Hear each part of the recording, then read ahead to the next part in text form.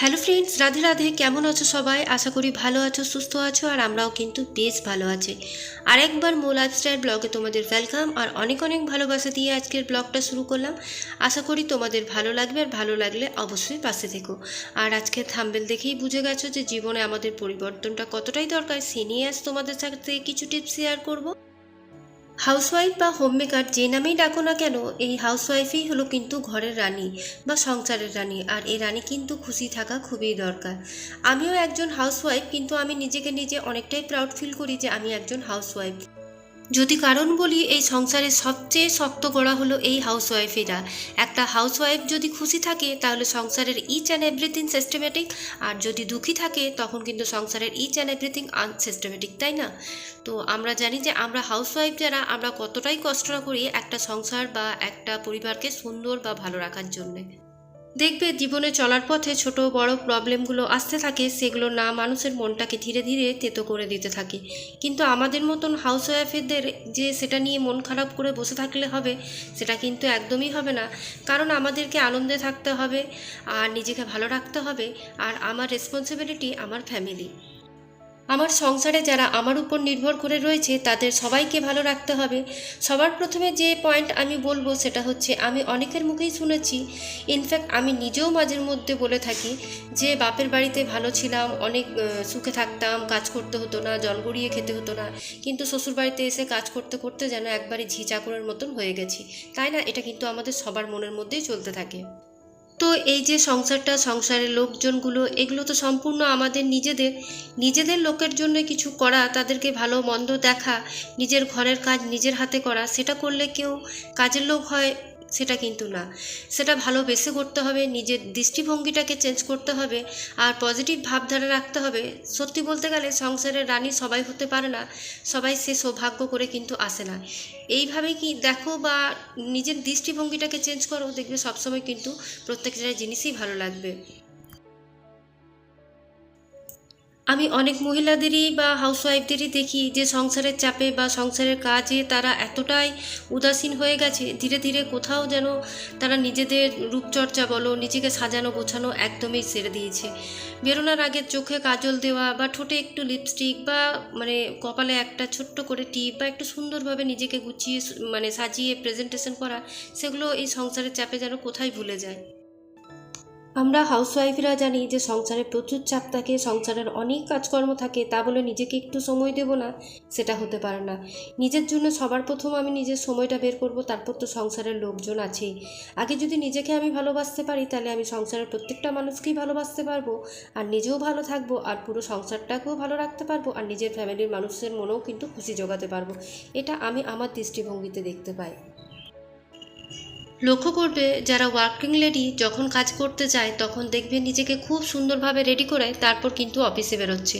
তো আমরাও তো একটা সব থেকে যে টাফেস্ট জব, সেই জবটার মধ্যেই তো থাকছি, আর সেটা হচ্ছে একজন হাউসওয়াইফের ডিউটি, যেটা আমি মনে করি সব থেকে টাফ, যেটা কোনো রকম ছুটি নেই, আর যেটাতে কোনো রকম স্যালারিও নেই, শুধু আছে ভালোবাসা আর ভালো লাগা। যখনই কাজ থেকে ফ্রি হয়ে যাবে তখন অবশ্যই ভালোভাবে স্নান টান করে নিজেকে একটু রেডি করে দেখো, চোখে একটু কাজল, কপালে একটা ছোট্ট টিপ, একটু লিপস্টিক, আর তারপর যেটা তোমার ভালো লাগবে সেটাই তুমি করো। আর মাঝে মাঝে নিজেকে প্রেজেন্টেবল করো, দেখবে নিজেই কিন্তু ভেতর ভেতরে অনেকটাই মোটিভেটেড হয়ে গেছো। তো আমার মনে হয় সব থেকে আগে নিজেকে নিজে প্রায়োরিটি দাও, তারপর ফ্যামিলিকে, তারপর দেখবে যা সমস্যা, যেগুলো তোমার ঘরের মধ্যে প্রবলেম চলছে, যে কোনো জিনিস তোমার কিন্তু খারাপ লাগবে না, প্রত্যেকটা জিনিস খুব ইজি ওয়েতে কিন্তু হয়ে যাবে। তো আমিও চেষ্টা করি ঘুম থেকে উঠে নিজেকে একটু সুন্দরভাবে সাজানো, তারপর সংসারটাকে সুন্দরভাবে সাজিয়ে গুছিয়ে রাখা, আর তারপর ছেলে, হাজব্যান্ড, ঘরের আরও যে আত্মীয় স্বজন আছে তাদের সাথে ভালোভাবে ভালোবেসে কথাবার্তা বলা, আর তাদের সাথে সময়টা স্পেন্ড করা। এই দিন কিন্তু আমাদের সব সময় আসবে না, এখন আছে হয়তো কালকে নেই। আর মানুষের তো এখন কোনো সময়ের দাম নেই, তুমি হয়তো আজ আছো কাল নেই। তো তাই যেটুকু জীবন আমরা বাঁচবো সে জীবনটা কিন্তু হেসে খেলে তারপর ভালোভাবে আনন্দ করেই কিন্তু কাটাবো। তো আমার ক্ষেত্রে কিন্তু এই জিনিসগুলো আমি খুবই লাগু করি। আগে অনেক কিছু মনের মধ্যে রাখতাম, তখন হয়তো বয়সটা কম ছিল, তাই সব কিছু মাইন্ডে নিয়ে নিতাম, ভালো ভাবতাম না, ভালো কিছু করতে চাইতাম না, মুখে তর্ক বিতর্ক এসবই থাকতো। কিন্তু আস্তে আস্তে যখন আমি জীবনটাকে চেঞ্জ করছি নিজে, তখন কিন্তু সব কিছুই বেশ ভালো লাগছে। আর ফ্যামিলিটাও আমার কিন্তু খুব সুন্দর আছে। তা বলে এই নয় যে টুকিটাকি ঝগড়াঝাটি কারো ফ্যামিলিতে হয় না, সেগুলো অবশ্যই হবে, কিন্তু ওগুলো ধরে থাকলে তো চলবে না, আমাদেরকে লাইফে এগিয়ে যেতে হবে। আর এসব জিনিস সংসার করতে গেলে সেগুলো হয়েই থাকে, তাই তো। আবার অনেক সময় দেখবে আমাদের জীবনে অনেক কাজই কিন্তু পেন্ডিং থেকে যায়। যত কাজ পেন্ডিং থাকবে তোমার নিজের জীবন থেকে মি টাইম কিন্তু চলে যাবে। আর মি টাইম চলে যাওয়া মানেই কিন্তু চিন্তাধারা বেড়ে যাবে। তো সব থেকে উপায় হচ্ছে দুদিনের বাজারটা করে রেখে দাও, মাছ মাংস যা থাকে সেটাই তুমি একটু বেশি করে কিনে রাখো।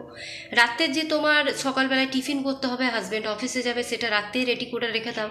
তাহলে সকালের মধ্যে তাড়াহুড়োর মধ্যে দিয়ে আমাদের কিন্তু রান্নাবান্না করতে হবে না। রাতে যদি তরি তরকারিগুলো কেটে রাখি, তাহলে সকালে উঠেও অফিসের টিফিনটা কিন্তু খুব জলদি হয়ে যায়, তাই না? আমি কিন্তু এটা করে থাকি। যেহেতু হাজব্যান্ডের অফিস সকাল 7:30 নাগাদ বেরিয়ে যায়, তার সাথে ছেলের টিফিন থাকে, হাজব্যান্ডের থাকে, তখন কিন্তু আর জোগাড় করার সময় পায় না, তাড়াহুড়ো লেগে যায়।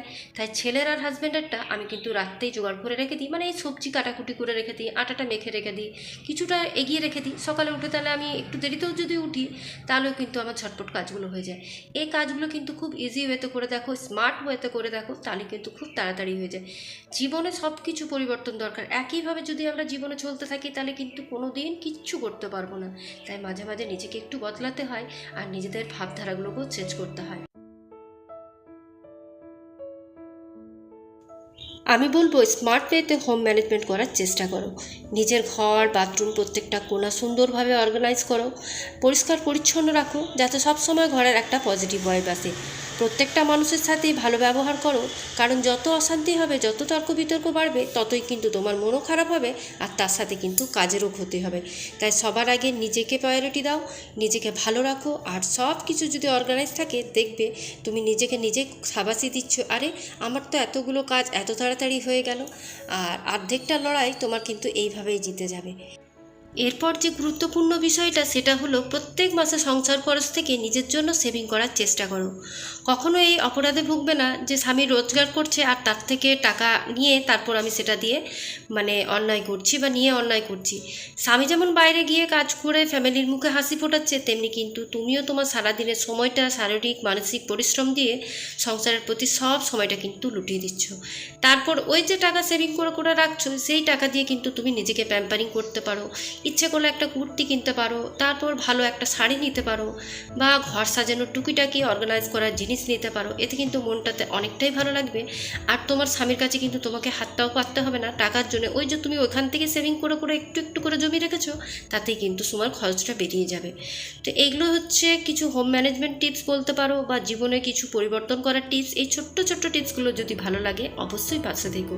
তো আজকের ব্লগটা এখানেই শেষ করলাম, কালকে আবার একটা নিউ ব্লগ নিয়ে দেখা হবে। টাটা।